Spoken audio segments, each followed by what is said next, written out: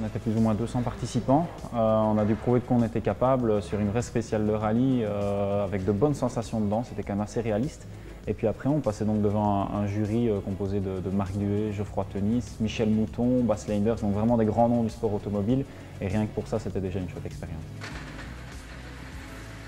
J'ai la chance d'intégrer donc le RACB National Team. Qu'est-ce que c'est? C'est une filière de détection de jeunes talents. Les meilleurs exemples sont Stoffel Van Dorn, qui est pilote maintenant en GP2, qui est quatrième pilote chez McLaren. Thierry Neuville aussi, pour le rallye. Il a été pris donc, du tout début sans expérience et aujourd'hui il est vice-champion du monde, il a un contrat d'usine avec Hyundai. Donc voilà, c'est une vraie filière qui a vu passer aussi d'autres excellents pilotes et c'est une filière très sérieuse, très professionnelle et qui nous tire vraiment vers le haut. C'est un sport qui est terriblement exigeant et qui demande de rassembler beaucoup d'éléments pour être performant. Donc j'ai été plongé directement dans le grand bain de l'ERC, le championnat d'Europe des rallyes, avec exactement un petit peu plus de 100 km d'expérience en rallye provincial. J'avais fait ça pour mon plaisir. Donc mes premiers pas ont été difficiles forcément parce que c'est un championnat très relevé. Mais j'avais pris ça de la manière où j'avais vraiment envie d'apprendre étape par étape, sans les brûler et sans brûler les ailes, pour monter de rythme progressivement. C'est le championnat d'Europe des rallyes qui est juste en dessous du WRC, donc le championnat du monde. Il y a plusieurs catégories. Moi j'évolue dans la catégorie junior qui est réservée aux moins de 27 ans. Donc ce sont tous des pilotes qui ont les dents très longues et énormément de champions nationaux. Je crois qu'il y a plus de 20 nations représentées et on retrouve les joyaux de chaque pays. Donc c'est des bagarres qui sont très intenses, ça coûte dixièmes de seconde sur des rallyes qui font plus de 200 km. Donc c'est une vraie bagarre, comme on les aime en tout cas.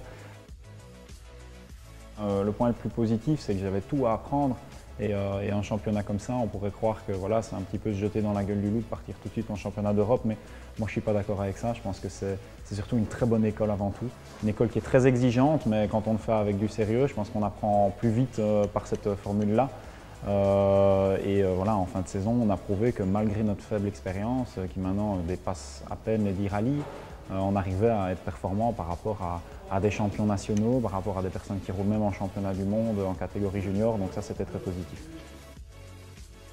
Définitivement le rallye des Açores, c'est pourtant une surface sur laquelle j'ai le moins d'expérience. La première fois que j'ai mis mes roues sur la terre, c'était à ce fameux rallye l'année passée, en ERC, donc c'était une grande découverte.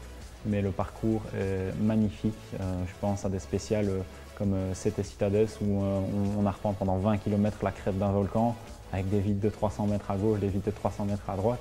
Donc c'est assez impressionnant, il faut regarder bien loin devant soi et pas sur les côtés pour espérer faire un bon temps. Mettre à profit l'expérience qu'on a eue l'année passée avec la vitesse en plus sur des rallyes qu'on connaît, qui sont plus naturels pour nous. Je parle pour nos apparitions en Belgique, on a prouvé qu'on avait la pointe de vitesse. Maintenant, on va retourner sur des rallyes qu'on a fait l'année passée et j'espère en tout cas que ça va nous aider à gravir les échelons et à être dans le peloton de tête. L'année passée, c'était mon premier rallye au niveau européen, c'était là-bas. Maintenant, ça va être le premier rallye que je fais pour une deuxième fois. Donc ça va être à bon point et qui booste en tout cas le moral et qui donne envie de bien faire. De la pression, oui, mais de la pression positive, celle de donner le meilleur de soi-même et de porter haut les couleurs de la Belgique sur la scène européenne.